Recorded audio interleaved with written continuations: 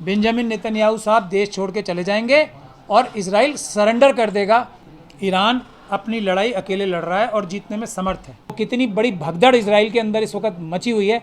वो ईरान जो क्षमताएं उनके पास हैं, ख़त्म करने की भी क्षमता उनके पास है। जो डेथ टू इजराइल और डेथ टू अमेरिका बोला जाता है, वो एक सिंबॉलिक बात है। आयरन डोम तो अब ख़त्म ही हो चुका है। ईरान का एक छोटे से छोटा मिसाइल भी अंदर आ ही नहीं सकता। तो ये धोखाधड़ी तो उनके साथ हुई है ना। कुछ है ही नहीं ईरान के सामने, ये कह रहा हूँ मैं, कुछ नहीं है। दुनिया के साथ ईरान ने कभी धोखा नहीं किया और अभी भी नहीं किया। जो ज़ायनिस्ट ताकतों के साथ हैं, ज़ायनिस्ट ताकतें क्या कहती हैं कि हम चोज़न लोग हैं, चोज़न, चुने हुए, जैसे ब्राह्मण चुने हुए लोग हैं ना। तो जिन लोगों को पसंद है इंसान के बराबर नहीं मानते, वो बेशक वहाँ जाएं।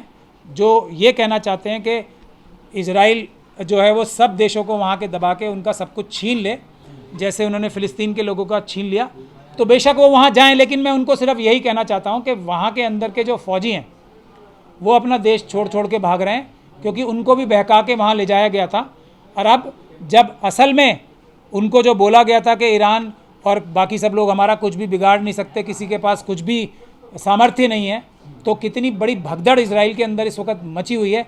उस भगदड़ का हिस्सा बनने से पहले, या वो बनना चाहते हैं बाद में सीख के वहाँ से, तो वो वेलकम है, जाएँ, कोई दिक्कत नहीं है। चारों तरफ से न्यूज़ आ रही है कि मोसाद का हेडक्वार्टर खत्म कर दिया है और ये सब ईरान खुद एक बड़ी ताकत बन के उभरा है, तो उससे रोकने की गुजारिश क्यों नहीं कर रहे? हर कोई उस पर दबाव बनाता हुआ क्यों नजर नहीं आ रहा? नहीं, अभी देखिए, पहले तो किसी चीज का सर ईरान धोखा भी कर रहा है ना, क्लस्टर बम छोड़ रहा, वो देखिए सब संधि के खिलाफ है।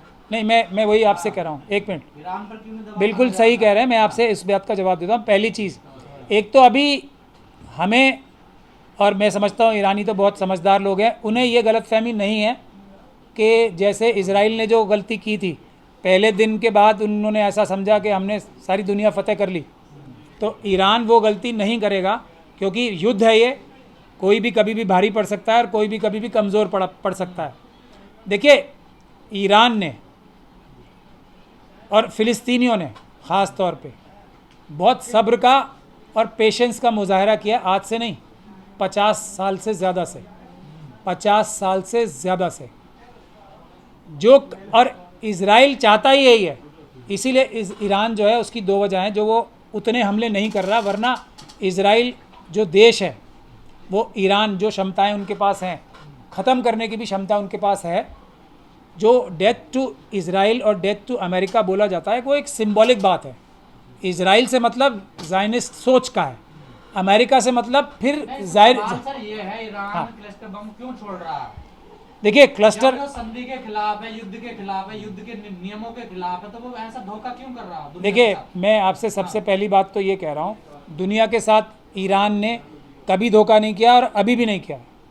अभी, क्योंकि सबसे पहले हमला किसने किया, ये बात हम भूल ही गए कि अभी किया क्या था इजराइल ने। पाबंदी है तो परमाणु हथियार क्यों बना रहा है? मैं बना रहा है, लेकिन ईरान मना कर रहा है।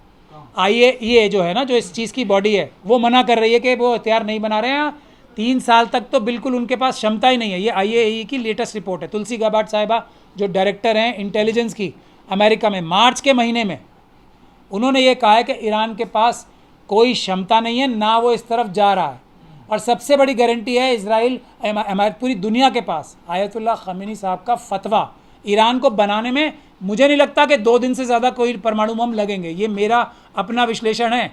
2 दिन 48 घंटों से ज़्यादा उन्हें कम से कम 100 के करीब वो हथियार एटॉमिक बना सकते हैं। लेकिन उनके सामने ये जो सबसे बड़ी रोक है वो फतवा है आयतुल्लाह ख़मीनी साहब का। और उसके बाद उन्होंने आज तक भी किसी भी UN चार्टर का वायलेशन नहीं किया है। इजराइल ने कोई ऐसा UN चार्टर या UN की डायरेक्शन नहीं है जिसको फॉलो किया हो। क्या, और अभी भी ईरान ने क्या कहा है, और जो सबसे अच्छी बात है जो कहनी चाहिए, इजराइल अपने एटॉमिक हथियार जैसे साउथ अमेरिका ने ख़त्म किए थे, वैसे इंटरनेशनल कम्युनिटी के सामने, UN के सामने हवाले कर दे। फिर अपनी जो क्षमताएं हैं उनकी, किसी भी देश की, और ये सिर्फ ईरान की बात नहीं है, वो क्षमताएं वो 3% तक लाने के लिए ओपनली स्टेटमेंट दे चुके हैं। आज भी वो ये कह रहे हैं। आप मुझे ये बताइए कि ईरान ने क्या इजराइल के ऊपर हमला किया था? क्या ईरान ने कभी भी ये कहा है कि हम आयतुल्ला उनके हेड ऑफ द स्टेट को मार देंगे? क्या कभी भी, जैसे ट्रम्प साहब कह रहे हैं ना कि हम आयतुल्ला खमीनी साहब को मार देंगे, क्या उन्होंने कभी भी ऐसा कहा है? इन सब प्रोवोकेशंस के बावजूद भी क्या ईरान ने, उनके पास क्षमताएं नहीं है क्या? सारे के सारे उनकी टॉप साइंटिस्ट, ईरान अस्पतालों को तो निशाना बना रहा है ना, देखिए। नहीं, बिल्कुल नहीं बनाया, अभी तक नहीं बनाया। आगे क्या होगा मैं कह नहीं सकता। ईरान ने साइंटिस्ट मारने की उनके पास भी पावर थी, लेकिन उन्होंने लोग नहीं मारे, उनकी संस्था को, बिल्डिंग को गिराया, नुकसान किया उनकी साइंटिफिक टेक्नोलॉजी का, लेकिन आदमियों को, हेड ऑफ द जो उनके साइंटिस्ट थे, नहीं मारा। मोसाद में चाहते तो वो मोसाद के चीफ को भी मार सकते थे ना, नहीं मारा। तो ये कंपेयर हमें करना पड़ेगा। और धोखाधड़ी से तो बिल्कुल नहीं मारा। मार नहीं पा रहा या मारना नहीं चाहता? नहीं, देखिए अभी जो निकल के सामने आ रहा है, आयरन डोम तो अब खत्म ही हो चुका है। बिल्कुल यही कहा जा रहा था ना, जो इजरायली वहाँ से छोड़ के जा क्यों रहे। सबसे बड़े इस वक्त जो यहूदी कम्युनिटी के लोग हैं ना, जो ज़ायनिस्ट नहीं हैं, वो अपने आप को सबसे बड़ा धोखे में महसूस कर रहे हैं, क्योंकि वहाँ जाने की पहली गारंटी क्या थी कि आप, ये घर हैं फ़िलिस्तीनियों के, ये जैतून के बाग हैं, ये आपके, आप जाओ मार पीट के ले लो और हम आपके साथ खड़े हैं, आप आराम से रहोगे। आयरन डोम है, ईरान का एक छोटे से छोटा मिसाइल भी अंदर आ ही नहीं सकता। तो ये धोखाधड़ी तो उनके साथ हुई है ना, तो वो छोड़ के जाना चाहते हैं और ईरान उन्हें रास्ता दे रहा है। ईरान भारत के लिए भी, देखो इसराइल से अभी जहाज़ों की इजाज़त नहीं है इंडिया आने के लिए। ईरान ने इस मुश्किल हालात में भी, जबकि इंडिया ने, मोदी जी का स्टैंड ईरान के लिए कोई समय अच्छा नहीं है और ये देश के लिए बड़ा नुकसान कर रहे हैं मोदी जी। हमारी आर्थिक सुरक्षा के लिए, हमारी सामरिक जो स्ट्रैटेजिक इंटरेस्ट होते हैं, उसको अडानी साहब के लिए, सिर्फ और सिर्फ अडानी साहब का हाइफा में जो इंटरेस्ट है, उसकी वजह से मोदी जी देश का नुकसान कर रहे हैं। जैसे सरेंडर की बात मान के उन्होंने, जो सरेंडर उन्हें कहा जाता है, उन्होंने युद्ध विराम जो किया ना, वो भारत का कितना बड़ा नुकसान किया अडानी जी की वजह से। तो लेकिन ईरान ने आज भी हमारे देश के नागरिकों को वहाँ सुरक्षित रखा हुआ है। इजरायली वहाँ पे लात मार रहे हैं भारतीयों को, वो बंकर्स में घुसने नहीं दे रहे भारतीयों को, फिर भी अडानी जी की वजह से मोदी उन्हीं का साथ दे रहे हैं। तो ईरान और इजराइल के कैरेक्टर में हमें हमेशा कंपैरिजन करना ज़रूरी है। आज भी अगर, अभी तक तो ये कहा जा रहा है ना, उन्होंने अपने एक्चुअल हथियार अभी तक इस्तेमाल ही नहीं किए। अभी एक जो लेटेस्ट हथियार हैं, उन्होंने उनका एक दो करके उन्होंने शुरू किए हैं। हर वो मिथ जो इजराइल ने बनाई थी ना झूठी, जैसे यहाँ पे 2 करोड़ नौकरियाँ, 15 लाख की, वैसी मिथ बनाई थी ना कि आयरन डोम, तो आयरन डोम का फिर बहाना क्या दिया था ना देने का, कि वो इतने सारे बम एक साथ छोड़ देते हैं, जैसे कि मना है आयरन डोम को, मना है आयरन डोम हमारी 10 के साथ चलेगी, 11 कोई छोड़ेगा तो जी हम नहीं खेल रहे। लेकिन उसको भी ईरानी जो हैं फ़ौज ने तोड़ा, अकेला सिर्फ एक मिसाइल छोड़ा, वो भी रोकने के लायक नहीं है। तो ईरान अभी भी पूरी तरीके से जो इंटरनेशनल नॉर्म्स हैं उसके हिसाब से युद्ध कर रहा है। इजराइल किसी भी इंटरनेशनल नॉर्म को नहीं फॉलो कर रहा। ज़ायनिस्ट इस दुनिया का सबसे बड़ा आतंकवादी संगठन है, आरएसएस के बाद ज़ायनिस्ट ताकतें जो हैं, और बेंजामिन नेतन्याहू इस दुनिया के सबसे बड़े आतंकवादी हैं, वॉर क्रिमिनल हैं, इसमें किसी को कोई शक नहीं होना चाहिए। फ़िलिस्तीन में आज के समय भी जो उनकी असल ताकत है ना, वो क्या है कि मजलूम यहाँ खड़े हैं, उनके ऊपर बम चला दें। अब जब सामने से मुकाबला होगा तो मुझे अभी जो सबसे बड़ी, जो आने वाले समय में अगर अमेरिका पूरी तरीके से, आप कहना चाह रहे हैं इजराइल कमजोर है? कमज़ोर नहीं कह रहा हूँ मैं, कुछ है ही नहीं ईरान के सामने, ये कह रहा हूँ मैं, कुछ नहीं है। तो फिर डरा अगर क्यों पड़ा पूरा मिडिल ईस्ट, डरा हुआ क्यों हुआ? अमेरिका, पूरी वेस्टर्न ताकतें हैं, आप समझिए। पाकिस्तान क्या भारत का सामना कर सकता है? वही हाल है ईरान के सामने, जो भारत और पाकिस्तान की स्थिति है ना।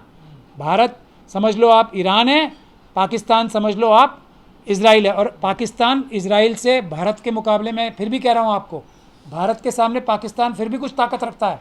इजराइल ईरान के सामने 1 to 1 कुछ ताकत नहीं रखता। अगर इजराइल को अमेरिकन मदद बंद हो जाए तो ईरान की ज़रूरत ही नहीं है, हमास वाले उनकी फ़ौज को हरा लेंगे, ये मैं क्लियरली बता रहा हूँ। हिजबुल्लाह इजराइल की फ़ौज को 1 हफ्ते के अंदर अंदर नेस्तो नाबूद कर देगा, अगर अमेरिका बीच में से हट जाए। सर एक सवाल है मेरा कि ट्रंप ने अभी ये कहा है कि ईरान के 3 कमांडर, सेना कमांडर मार दिए गए हैं, तो इसके बाद ये दावा किया जा रहा है कि अब जो है ईरान हार रहा है, तो इसलिए हम उसको मना नहीं करेंगे, इजराइल जीत रहा है पूरी तरह से। तो ये जो दावा किया जा रहा है कि ईरान हार रहा है, तो इसका मतलब क्या है कि क्या होने वाला है ईरान के साथ? देखिए, जो मुझे लगता है, जो अभी तक की चीज़ें जो पब्लिक डोमेन में आई हैं, और वो कब, जबकि इजराइल ने पूरी तरीके से जो प्रेस है उसको बिल्कुल रोक रखा है, मतलब वहाँ क्या हो रहा है नहीं हो रहा वो दिखा ही नहीं सकते। और ईरान ने सभी प्रेस के लोगों को इजाज़त दे रखी है कि आप आओ और देखो। तब ये हालात है आज की तारीख में। अगर इजराइल जीत ही रहा होता तो बेंजामिन नेतन्याहू जो कल तक ये बोल रहे थे हमें अमेरिका की ज़रूरत नहीं है, आज ये नहीं कह रहे होते कि हमें आज भी ज़रूरत नहीं है। आज वो ट्रम्प साहब के पैरों में क्यों गिरे हुए हैं? क्योंकि उन्हें पता है अगर अमेरिका सिर्फ, मैं तो ये कह रहा हूँ अमेरिका ही को छोड़ दीजिए आप, बाकी देश जो है ना सिर्फ इजराइल से अपनी जो डिप्लोमेटिक रिलेशन ख़त्म कर दें और ट्रेड ख़त्म कर दें तो इजराइल सरेंडर कर देगा as a country. Benjamin Netanyahu साहब देश छोड़ के चले जाएंगे और इजराइल सरेंडर कर देगा दुनिया के सामने कि हमें ये देश चलाना ही नहीं है। यहूदी कम्युनिटी में लोग सारे ही बुरे थोड़ी हैं, वो तो खुद ही कह रहे हैं हमें यहाँ से बाहर जाने दो बस। ये तो सिर्फ ज़ायनिस्ट ताकतें हैं ना जो अमेरिका के साथ उनका मिसयूज़ करके अमेरिकन पैसे, अब ये हथियार किसके पैसे से जा रहे हैं? कोई बेंजामिन नेतन्याहू या इजराइल, ये ज़ायनिस्ट ताकतें दे रही हैं? क्या इराक से अमेरिका की जनता को $1 का भी फ़ायदा हुआ है? पूरे इराक की वॉर से फ़ायदा तो ज़ायनिस्ट ताकतों को हुआ है ना, जो मुट्ठी भर वहाँ के जो धन्ना सेठ हैं उनको हुआ है, और नुकसान सारा अमेरिकन जनता को हुआ है। ट्रम्प झूठ बोल रहे हैं। नहीं, इसमें झूठ कहाँ बोल रहे हैं? उन्हें तो बोला है भी 2 हफ्ते बाद बताऊंगा मैं। नहीं, अभी जो आ रहा बयान उसमें कह रहे हैं कि इजराइल जीत रहा है, ईरान हार रहा है। नहीं तो फिर तो बस, तो फिर तो मैं ये समझता हूँ ट्रम्प साहब को बोलना चाहिए मैं तो अब नॉर्वे जो है उसमें जो वो बोलते हैं ना ग्रीनलैंड को कब्जा करने जा रहा हूँ, मैं तो अब कनाडा को अपना 51st स्टेट जीतने जा रहा हूँ। इजराइल तो जीत ही रहा है, तो फिर वो इजराइल की तरफ ना देखें, फिर तो अपने आप ये विश्व शांति अपने आप स्थापित हो जाएगी। मैं तो बड़ी अगर, लेकिन ट्रम्प साहब अब पलट के देखें ना इजराइल की तरफ, हथियार भी देते रहें चले वो, लेकिन अमेरिकन फ़ौजों को ना भेजें वहाँ, क्योंकि उससे स्थिति कॉम्प्लिकेट होगी। मैं ये नहीं कह रहा हूँ कि ईरान कंट्री अमेरिकन फ़ौजों को नहीं संभाल सकती, ये इस गलत फहमी में अगर जो भी है, देखिए युद्ध में क्या होता है कल कोई नहीं जानता, किसी को कमज़ोर नहीं समझना चाहिए, किसी को ताकतवर नहीं समझना चाहिए। मैं भी ईरान को आज अमेरिका से ज़्यादा ताकतवर नहीं समझ रहा हूँ, लेकिन ये कोई सोच ले कि ईरान वॉकओवर हो जाएगा तो ये समझ लें आप कि वॉकओवर तो अफ़गानिस्तान भी नहीं हुआ था। अफ़गानिस्तान ईरान से छोटी कंट्री है, वॉकओवर तो आप समझ लें इराक में भी नहीं हुआ था, कहीं वॉकओवर नहीं होता है, ईरान से वॉकओवर नहीं होगा, कुछ और भी हो सकता है। और तब अमेरिका के लोग धोखे में आ गए थे। अब तो सब कुछ पता है ना, जो 9/11 उस पर लोगों को पूरा तरीके से अब 90% लोगों को उसकी भी सच्चाई पे शक होने लगा है। वेपन्स ऑफ मास डिस्ट्रक्शन तो मान ही लिया, ये जो ISIS को बोला जा रहा था कि वो मुस्लिम है, वो भी साफ़ हो गया कि CIA और मोसाद के एजेंट ही थे, जो ISIS के अब हेड ऑफ द सीरिया बन गए हैं वो। तो अब स्थिति अमेरिकन पब्लिक की भी वो नहीं है, तो अमेरिकन पब्लिक अब ये सवाल पूछने लगी है कि हमारे पैसे से ये ज़ायनिस्ट ताकतें और इजराइल के जो ज़ायनिस्ट ताकतें हैं वो मज़े क्यों लें, और हमारे बच्चे मरें और मज़े करें ज़ायनिस्ट ताकतें। ये अमेरिका में इस वक्त सबसे बड़े 2000 से ज़्यादा जगहों पे प्रोटेस्ट हुए हैं अभी पिछले हफ्ते, ये अभी 2 दिन पहले 2000 से ज़्यादा जगह, और मिलियंस में लोगों ने प्रोटेस्ट किया है। तो ट्रम्प साहब को अगर, क्योंकि वो तो पता नहीं किस किस लोगों की सलाह लेके चलते हैं, अगर कोई उन्हें ये सलाह दे रहा है तो मैं ये समझता हूँ विश्व में शांति स्थापित होने का समय आ गया है कि इजराइल जो है ईरान को हरा रहा है। ये बहुत ही अच्छी खबर है, ट्रम्प साहब यही सोच के रहें अगले फिर 1 हफ्ते में। मुझे नहीं लगता कि सोनिया गांधी कह रहे हैं कि जो है मोदी जी चुप क्यों साधे हुए हैं, क्योंकि ईरान तो पुराना दोस्त रहा है और ऐसी घड़ी में मोदी जी को तुरंत बयान देना चाहिए। नहीं, बात सिर्फ ईरान की नहीं है, ईरान अपनी लड़ाई अकेले लड़ रहा है और जीतने में समर्थ है, ये बात समझ लें। बात भारत की है, भारत का जो कैरेक्टर है ना वो मोदी जी ने उस पर बहुत बड़ा दाग लगा दिया। भारत का कैरेक्टर हमेशा अग्रेसर के खिलाफ रहा है, भारत का कैरेक्टर हमेशा इंसाफ और बराबरी के लिए रहा है, भारत का कैरेक्टर हर एक देश की इंटरनल अफेयर्स में इंटरफेयर करने से मना रहा है। कोई अगर अक्ल को ये बोलने लगे कि कश्मीर में हम टांग अड़ाएंगे अपनी, ये भारत देश नहीं चाहेगा ना कभी भी। तो कोई अगर ये बोलने लगे बाहर से, देखिए हम लोग मोदी जी को मिल के हटाएंगे, वो हम भारतीय हटाएंगे, लेकिन अगर कोई पाकिस्तानी ये बोलेगा कि मोदी जी को हटाओगे तो हटाने देंगे क्या हम? फिर हम अपनी जिद में, भले ही ये सबसे बुरे प्रधानमंत्री हैं, लेकिन जब तक पाकिस्तानी हम पे दबाव डाल रहे हैं तब तक हम इन्हें रखेंगे, फिर हम इनका कान पकड़ के हटा देंगे। तो ये अगर अमेरिका और इजराइल ये बोल रहा है खामेनेई साहब को हटा देंगे, तो ये भारत का स्टैंड कभी नहीं रहा है। भारत इस वक्त चाइना से पीछे जा रहा है, मतलब मॉरल भी। चुप्पी की वजह क्या है? चुप्पी की वजह सिर्फ अडानी है। चुप्पी की वजह अडानी, अडानी और अडानी, अंबानी, अंबानी और यूसुफ लुलू जैसे लोग हैं।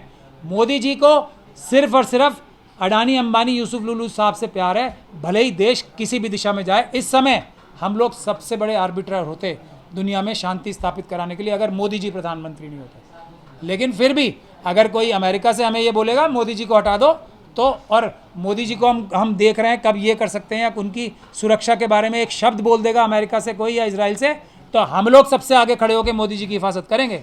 किसकी मजाल है जो हमारे रहते मोदी जी को टच भी कर दे। हम अपने आप उनका कान पकड़ के हटाएंगे। हमें पता है वो मशीनों में गड़बड़ करके या जैसे भी इलेक्शन जीतते हैं, वो हमारा मसला है, हम हटाएंगे उन्हें।